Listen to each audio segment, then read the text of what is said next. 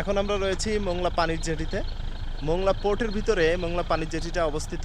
আপনারা যারা সুন্দরবন ঘুরতে চান এখান থেকে সুন্দরবনে যেতে পারবেন। বাংলাদেশ সহ বিশ্বের বিভিন্ন জায়গা থেকে প্রতি বছর সুন্দরবনে অনেক ট্যুরিস্ট ঘুরতে আসে। সুন্দরবন ভ্রমণের জন্য এই যে জায়গাটি আছে এখান থেকে আপনারা অ্যাভেলেবেল বোট পেয়ে যাবেন। এই জায়গাটির নাম মোংলা পানির জেটি।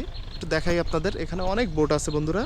এই যে ছোট ছোট বোট, এই বোটগুলোর ভাড়া 800 টাকা থেকে 3000 4000 টাকা পর্যন্ত হয়ে থাকে। আপনারা যদি বড় বোট নিতে চান বা লঞ্চ নিতে চান সেক্ষেত্রে আপনাদের ভাড়াটা আর একটু বেশি আসবে। এই যে বন্ধুরা, এটা হচ্ছে মোংলা পানির জেটি। তারা যারা সুন্দরবন ঘুরতে চাচ্ছেন তারা কিন্তু এখান থেকে সুন্দরবনের যেতে পারেন। এখানে আসলে আপনারা অসংখ্য ছোট ছোট বোট দেখতে পারবেন। এখানে বোট মালিকদের সমিতি করা আছে, সেজন্য আপনাদের কাছে কেউ এক্সট্রা ভাড়া নিবে না। আপনারা যারা সুন্দরবনের বিচিত্র সৌন্দর্যটা উপভোগ করতে চান তারা এখান থেকে স্বল্প খরচে ছোট বোট নিয়ে যেতে পারেন সুন্দরবনের গহীন অরণ্যে। প্রতিটা বোটেই সুন্দর বসার জায়গা আছে, থাকার ব্যবস্থা আছে। বৃষ্টি হলে এখানে সামিয়ানা দেওয়া হয়, ভিতরে বসার জায়গা থাকে। এখান থেকে সুন্দরবন ঘুরতে যেতে পারেন। ছোট্ট করে আপনাদেরকে এইখানকার অ্যাড্রেসটা দিয়ে দিই। আপনারা যারা সুন্দরবন ঘুরতে আসবেন তাদের তো ফার্স্টে খুলনা বিভাগে আসতেই হবে। খুলনা শহরে আসার পরে আপনারা চলে আসবেন বাগেরহাট জেলার মোংলা থানাতে।